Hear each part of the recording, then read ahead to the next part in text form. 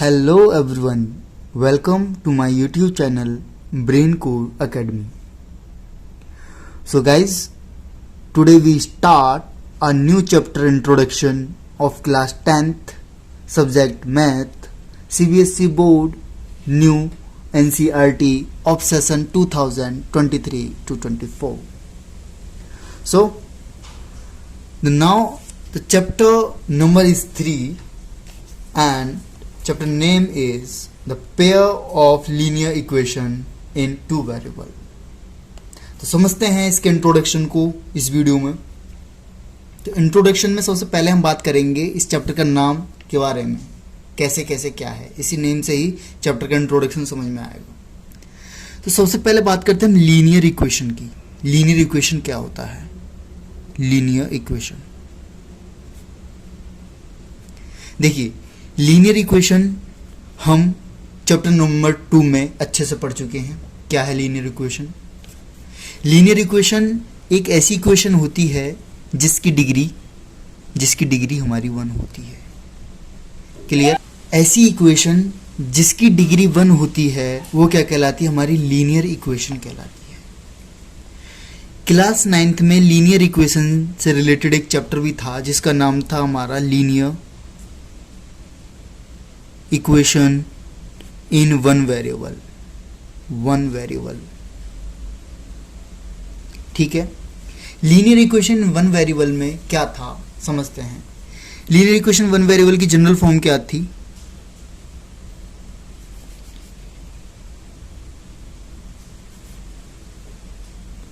General form हमारी ये थी, क्या थी? ax plus b equal to 0.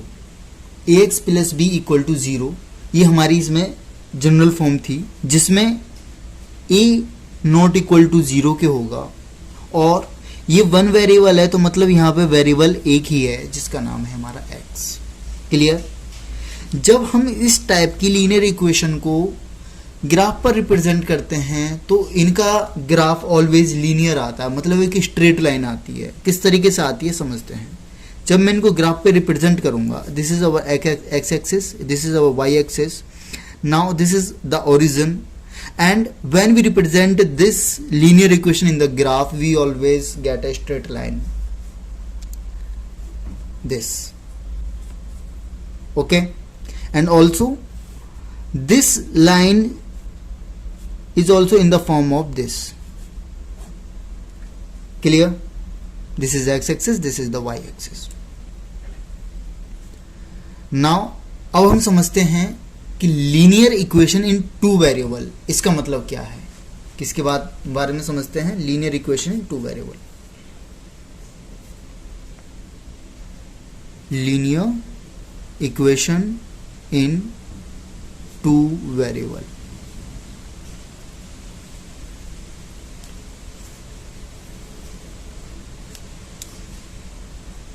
Linear equation in two variable हमारे क्लास 10th में टॉपिक है जो हम पढ़ेंगे.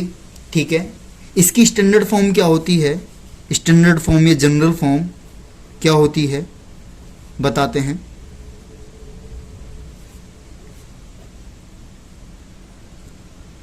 स्टैंडर्ड फॉर्म होती है इसकी ax plus b y plus c equal to 0. देखिए, ये लीनियर इक्वेशन है. लीनियर इक्वेशन मतलब जिसकी डिग्री 1 है, सबकी डिग्री 1 है वेरिएबल की. कितने वेरिएबल है इसमें? 2 वेरिएबल में x और y इसके 2 वेरिएबल हैं. क्लियर? अच्छा, एक बात और समझो.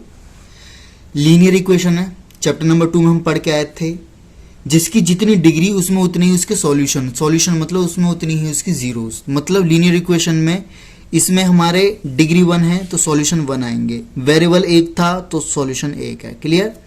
अब स्टैंडर्ड फॉर्म में समझेंगे. इसकी डिग्री कितनी है भैया? 1 है 2 वेरिएबल वाले में. वेरिएबल कितने हैं? 2 हैं. तो इसके जो सॉल्यूशन आएंगे 2 आएंगे. मतलब कौन कौन से आएंगे? एक तो x के लिए आएगा, एक y के लिए आएगा. कब आएगा? जब हम पूरे इस चैप्टर के बारे में सही से समझेंगे. हमने linear equation in two variable समझ लिया है, but the chapter name is the pair of linear equation in two variable, मतलब ये पेयर की बात कर रहा है भैया, कौन से पेयर की बात कर रहा है ये समझते हैं। तो समझते हैं pair of linear equation in two variable का मतलब क्या है। देखो हम यहाँ से यहाँ तक का मतलब समझ चुके हैं, pair of linear equation in two variable जिसकी स्टैंडर्ड फॉर्म ये है। अब बात करते हैं हम पेयर। पेयर का मतलब क्या होता है, पेयर का मतलब होता है जोड़ा, और जोड़ा मतलब होता है दो का। क्लियर। तो मतलब जो हमारी लीनियर इक्वेशन टू वेरिएबल होंगी वो उनकी दो पेयर होंगे, मतलब दो इक्वेशन बनेंगी उनकी। कौन कौन सी हैं, उनकी स्टैंडर्ड फॉर्म और जनरल फॉर्म क्या होगी। कलर चेंज करते हैं, जैसे a1x plus b1y plus c equal to 0। एक इक्वेशन तो हमारी ये बनेगी, दूसरी क्या बनेगी, a2x plus b2y plus c equal to 0। Also c1 and c2, c1 भी होगा c2 भी होगा। This is our two equation, this is the pair, यही हमारा pair of linear equation in two variable. इस क्लास 10th में chapter number 3 में इन्हीं के बारे में हम पढ़ेंगे। मतलब क्या, ये दो इक्वेशन होंगी, दो इक्वेशन को हमें सॉल्व करना है और उनको सॉल्व करके इन वेरिएबल की वैल्यू बतानी है। क्लियर। ये हमारा टारगेट होगा इस चैप्टर में, पूरे चैप्टर में यही होगा कि दो इक्वेशन बनेंगी, दो इक्वेशन को सॉल्व करना पड़ेगा, दोनों इक्वेशन को सॉल्व करके हमें उनमें जो दोनों वेरिएबल हैं उनकी वैल्यू निकालनी पड़ेंगी। क्लियर। क्लियर। आगे बढ़ते हैं। तो देखिए बच्चों, हम देख चुके हैं कि लीनियर इक्वेशन जो होता है उसका ग्राफ कैसे आता है, स्ट्रेट लाइन आता है। ठीक है, लीनियर इक्वेशन का ग्राफ कैसे आता है, स्ट्रेट लाइन आता है,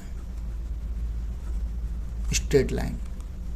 ठीक है, इसका ग्राफ ऑलवेज स्ट्रेट लाइन आता है। अब जो लीनियर इक्वेशन टू वेरिएबल हैं उसमें दो इक्वेशन है पेयर वाले में।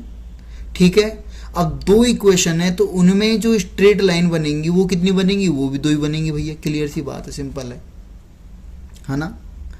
अब ये जो दो इक्वेशन बनी है जब हम ग्राफ पर रिप्रेजेंट करेंगे तो दो लाइन आएंगी। अब इन दो लाइन के क्या क्या क्राइटेरिया हो सकते हैं, है ना, तो वो समझते हैं। ये जो दो लाइन बनेंगी तो किस तरीके से आपस में रिलेट कर सकती हैं ये, है ना, इसके बारे में हम समझते हैं।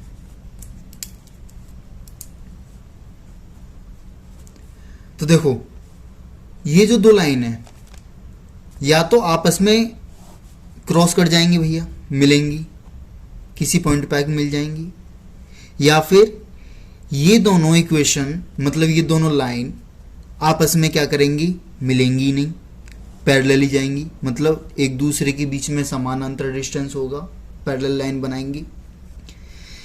तीसरा केस क्या हो सकता है कि एक लाइन के ऊपर ही दूसरी लाइन लाई कर जाएगी।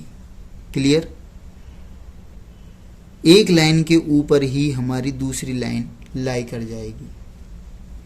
ये होगा हमारा किसमें, इन केसेस में जिसमें हमारी लाइन क्या कर रही थी, क्रॉस कर रही थी। उस केस को बोलते हैं हम इंटरसेक्ट। क्या बोलते हैं, इंटरसेक्ट।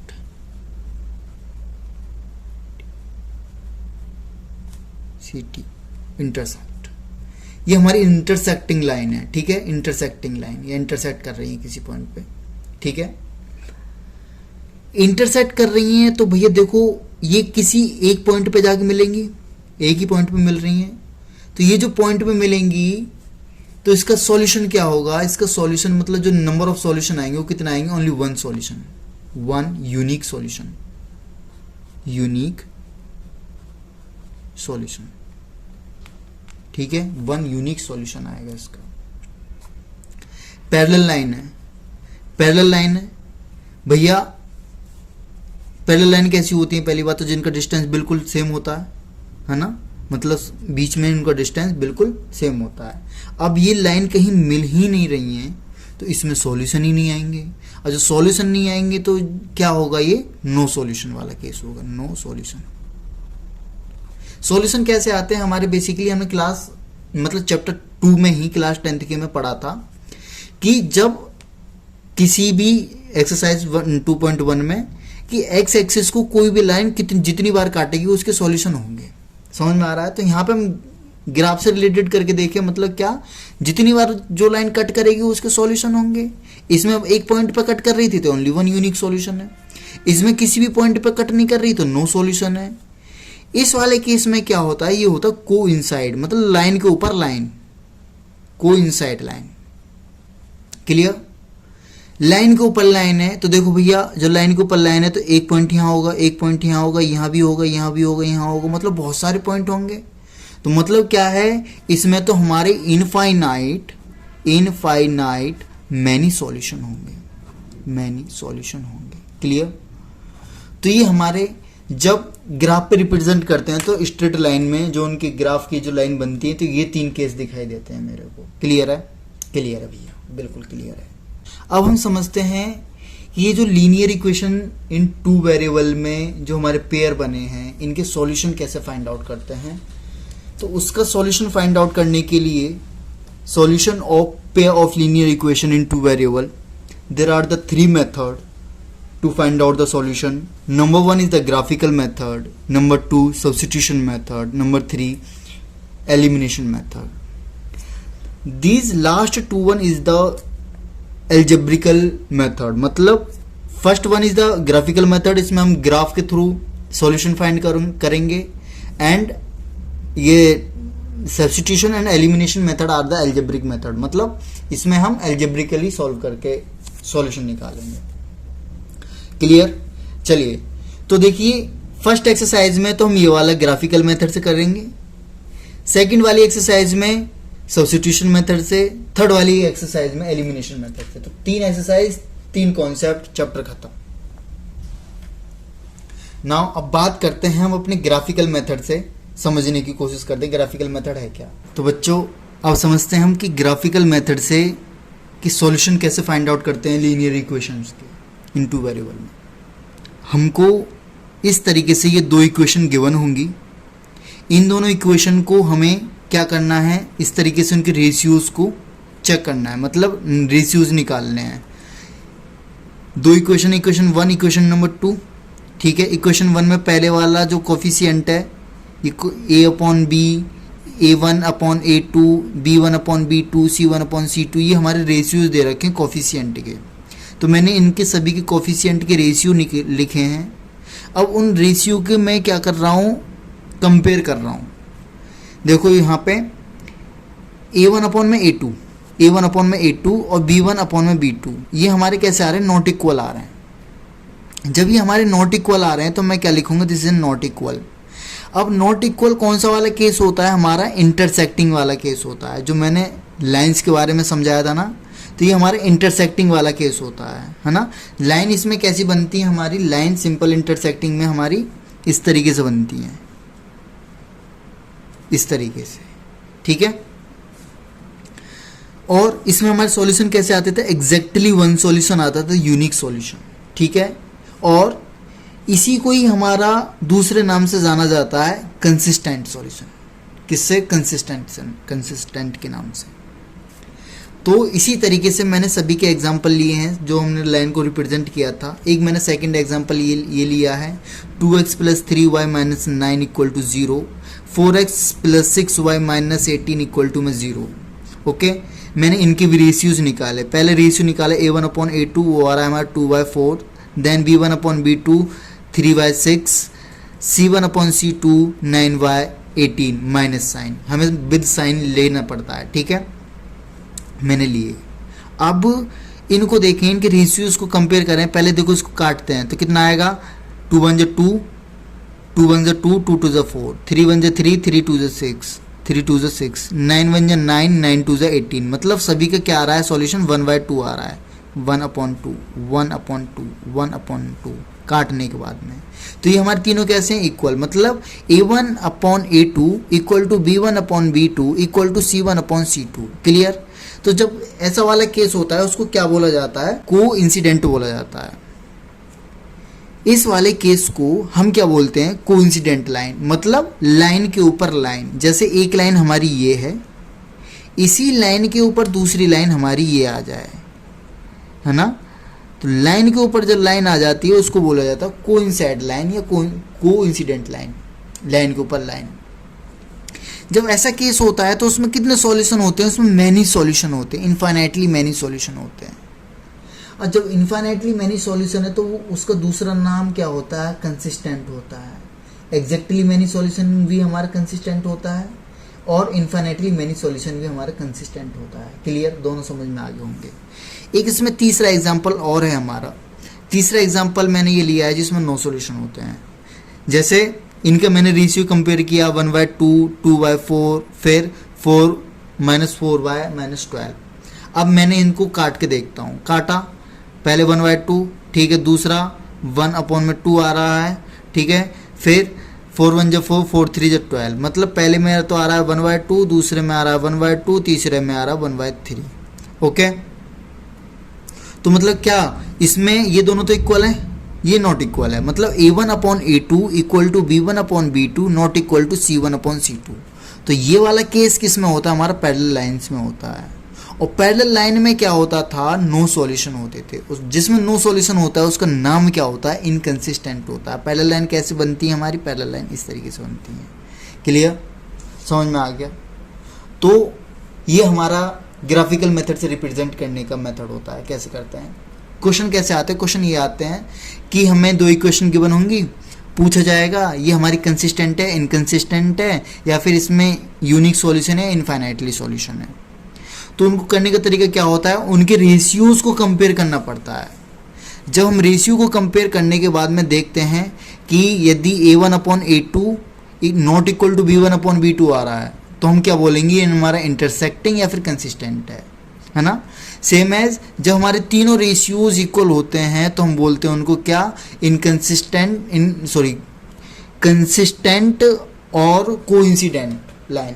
क्लियर, जिसमें A1/A2 equal to B1/B2 not equal to C1/C2 होता है वो हमारा पैरेलल का होता है, और जिसमें नो सॉल्यूशन होते हैं। क्लियर, तो इसी तरीके से हम टेबल को लर्न करेंगे और बहुत इंपॉर्टेंट टेबल है ये, हमें पता होना चाहिए एक एक बात इस टेबल की। क्लियर, चलिए तो अब हम एक एग्जांपल लेते हैं बुक का। इस एग्जांपल नंबर 1 में चेक करना है हमको, check graphically whether the pair of equation. ये जो पे ऑफ इक्वेशन है हमें चेक करना है कि इज अ कंसिस्टेंट, क्या ये कंसिस्टेंट है। कंसिस्टेंट हमारे किस किस मेथड में होता था, एक तो होता था हमारा इंटरसेक्टिंग वाले केस में, एक होता है हमारा कोइंसाइड वाले केस में। यदि इन दोनों में से कोई सा भी आ गया तो कह देंगे हमारा क्या है,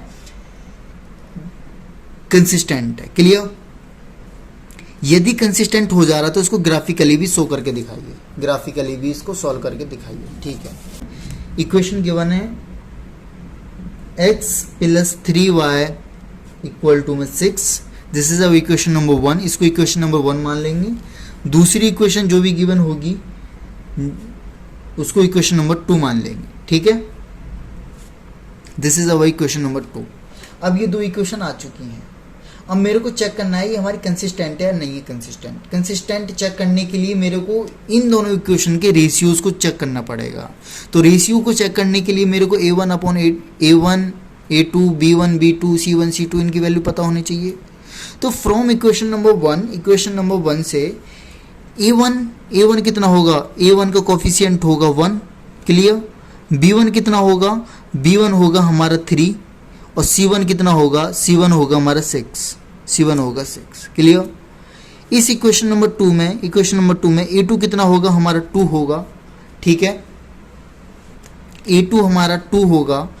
B2 कितना होगा, B2 हमारा -3 होगा, और C2 कितना होगा, C2 होगा हमारा 12।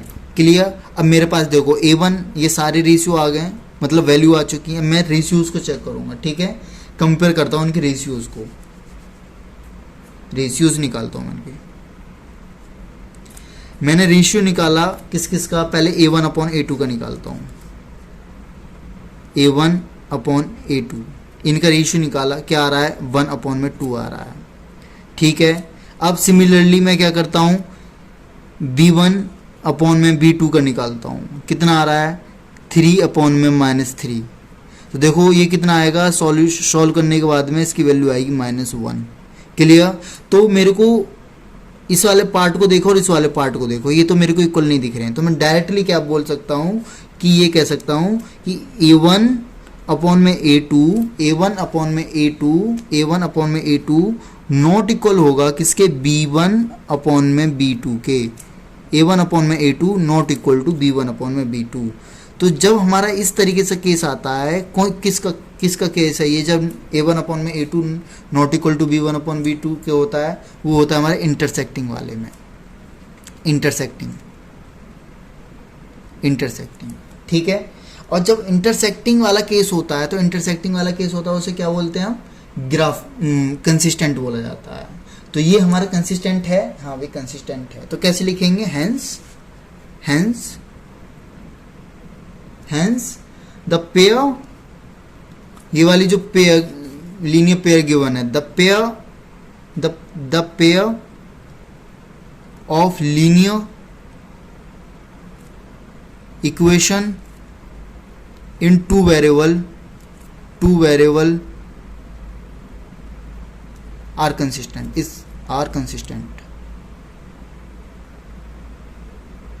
clear, are consistent। ये तो हमने देख लिया, कंसिस्टेंट हो गया। अब बोला गया था यदि कंसिस्टेंट है तो इसको ग्राफिकली सॉल्व करके दिखाइए। तो ग्राफिकली कैसे सॉल्व करेंगे वो समझते हैं। ये तो हमने बता दिया कि हमारा क्या है, कंसिस्टेंट है। यदि कंसिस्टेंट है तो इसको ग्राफिकली भी सॉल्व करके दिखाइए। तो ग्राफ को ग्राफिकली सॉल्व करने के लिए मेरे को क्या करना पड़ता है, इन दोनों इक्वेशन के कुछ सॉल्यूशन निकालने पड़ते हैं। तो इक्वेशन, पहली वाली इक्वेशन के यहाँ पे लिखेंगे। फर्स्ट इक्वेशन क्या थी हमारी, फर्स्ट इक्वेशन है हमारी x plus 3y equal to में 6, this is our first equation. And second equation को हम इधर लिखेंगे 2x minus 3y equal to में 12। ओके, मैंने इन दोनों इक्वेशन को लिखा। अब मेरे को क्या करना है, इन दोनों इक्वेशन के सॉल्यूशन ग्राफ पे रिप्रेजेंट करने के लिए मेरे को एक दो इनके सॉल्यूशन चाहिए होते हैं, x और y की वैल्यू चाहिए होती है। तो कैसे निकालते हैं, अब इस वाली इक्वेशन में मैं क्या करूंगा, पुट करूंगा, पुट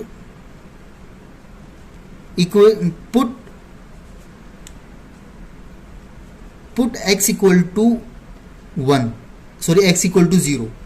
मैं एक बार x की जगह 0 रखूंगा, y की वैल्यू निकालूंगा, सेम y की जगह 0 रखूंगा, x की वैल्यू निकालूंगा। तो जब मैं x की जगह 0 पुट कर रहा हूं तो मेरा सॉल्यूशन क्या आएगा, 0 प्लस 3y इक्वल टू में 6, देन y इक्वल टू में कितना आ जाएगा, 2 आ जाएगा।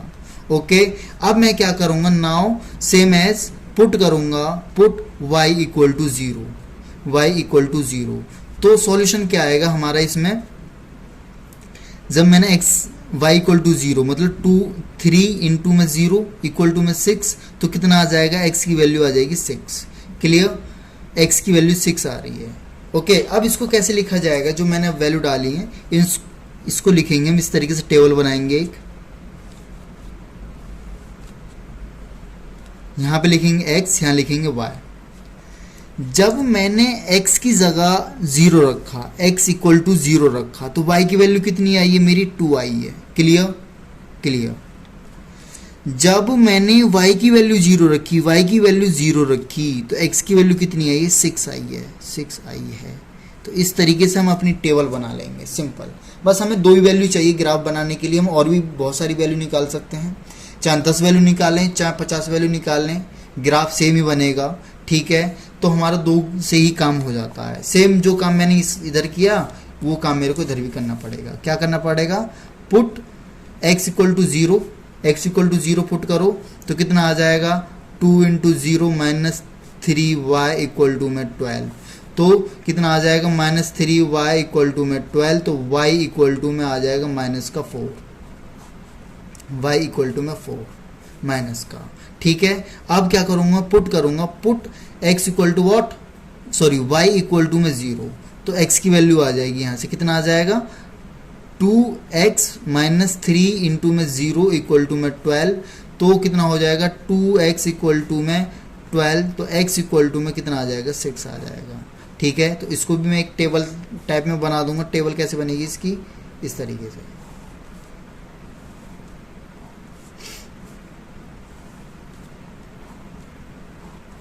इधर लिखेंगे x, इधर लिखेंगे y। जब x की जगह मैंने 0 पुट किया था, y x की जगह 0 पुट किया था, y की वैल्यू -4 आई थी। जब मैंने y की जगह 0 पुट किया है तो x की वैल्यू कितनी आई है, 6 आई है। Clear clear. अब मेरे को ये जो दो टेबल बनी है, इन दोनों टेबल को मेरे को ग्राफ पे रिप्रेजेंट करना है। कैसे बनाएंगे ग्राफ, तो मैं ग्राफ बनाता हूं पहले, ठीक है। तो बच्चों इन दोनों को अब हम ग्राफ पे कैसे रिप्रेजेंट करेंगे, तो इस तरीके से हम एक ग्राफ बनाएंगे, ठीक है। This is our x axis, this is our y axis, this is a positive x axis, this is a negative x axis, this is a positive y axis, this is a negative y axis. This point is known as the origin, ये origin कहलाता है। Clear. अब ये क्या है, हम ये क्या है हमारा, ये हमारे ऐसा क्या बोलते हैं इनको, कोऑर्डिनेट है, ठीक है। This is the coordinate, coordinate है। तो कोऑर्डिनेट को कैसे रिप्रेजेंट करते हैं, एक्स और वाई से। क्लियर। तो जब हमारा एक्स 0 है, एक्स 0 है तो वाई कितना दे रखा है, 2 दे रखा है, तो वाई 2 दे रखा है। This is the first point. तो ये कितना हो जाएगा हमारा 0,2 हो जाएगा, फर्स्ट कोऑर्डिनेट बन गया। सेकंड, जब हमारा y 0 है तो x कितना होगा, x कितना होगा 6, y 0 है तो x हो गया हमारा 6। क्लियर क्लियर भैया, समझ गए। तो ये आ गया हमारा, ओके। ये हमारे फर्स्ट वाली इक्वेशन से लाइन बनी है। अब मैं क्या करूंगा, इनको मिला दूंगा, ज्वाइन करा दूंगा। ज्वाइन कराने के लिए इस तरीके से ज्वाइन करा देंगे, ठीक है ठीक है। ये जो पहली लाइन बनी है, अच्छा इस पॉइंट को लिख देंगे। ये पॉइंट हमारे क्या बना, जब y क्या है यहाँ पे 0 है और x 6 है, 6,0। Clear clear. अब ध्यान से समझेंगे सेकंड वाले को। सेकंड वाले में जब हमारा x 0 है, y कितना है 4, x 0 तो y कितना होगा 4, x 0 तो y कितना होगा 4। तो ये पॉइंट क्या बन गया हमारा 0,-4, ठीक है। देन x 0 तो y कितना होगा 6, x 0 तो y कितना होगा 6, यही सेम पॉइंट आएगा। तो इसको भी यहाँ से हम मिला देंगे, इसको भी हम यहाँ से ज्वाइन करा देंगे। Clear clear. तो ये आ गया इतना, ठीक है बच्चा। ये जो पहली इक्वेशन बनी थी, पहली इक्वेशन, पहली जो लाइन बनी है वो किस इक्वेशन की बनी है, x + 3y = 6। सेकंड जो लाइन बनी है, सेकंड कौन सी इक्वेशन की लाइन बनी है, सेकंड बनी है हमारी 2x - 3y = 12। ओके, ये दोनों इक्वेशन आपस में एक पॉइंट में मिल गई हैं, जिसको बोलेंगे हम इंटरसेक्टिंग पॉइंट। क्लियर। हमें बोला गया था इंटरसेक्टिंग पॉइंट से इसको सॉल्व करके दिखाइए।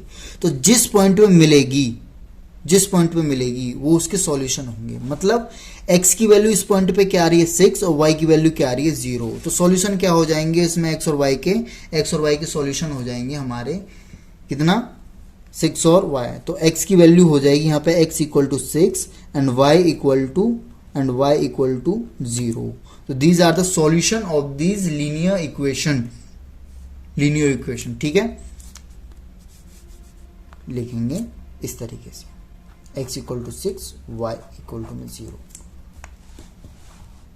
तो इसके सॉल्यूशन कितने हो जाएंगे, x = 6 एंड y = 0। कैसे निकालते हैं, जिस पॉइंट पे कट करती है, जिस पॉइंट पे इंटरसेक्ट करेंगी वही पॉइंट हमारा उसका सॉल्यूशन होगा। और देखो इसमें क्या है, हमारा ओनली एग्जैक्ट वन सॉल्यूशन आया, जिस पॉइंट पे मिली है केवल उसका एक ही सॉल्यूशन आया, वो भी क्या है 6,0। समझ गए। Thank you. तो इस तरीके से हम ग्राफिकल वाले क्वेश्चंस को सॉल्व करते हैं। कैसे करते हैं, सिंपल। पहले मैंने ये दो इक्वेशन गिवन थी, इनको कंपेयर कराया, कंपेयर कराने के बाद में चेक किया क्या ये इंटरसेक्ट है ना। इंटरसेक्टिंग वाला हमारा केस आया, इंटरसेक्टिंग वाला हमारा कंसिस्टेंट होता है तो मैंने लिख दिया कंसिस्टेंट। क्वेश्चन में बोला था कंसिस्टेंट है तो इसको सॉल्यूशन फाइंड करिए। सॉल्यूशन फाइंड करने के लिए मेरे को ग्राफ बनाना पड़ेगा। ठीक है, तो ग्राफ बनाने के लिए मैंने सबसे पहले क्या किया, पहली इक्वेशन को ऐसे लिखा, दूसरी इक्वेशन को ऐसे लिखा।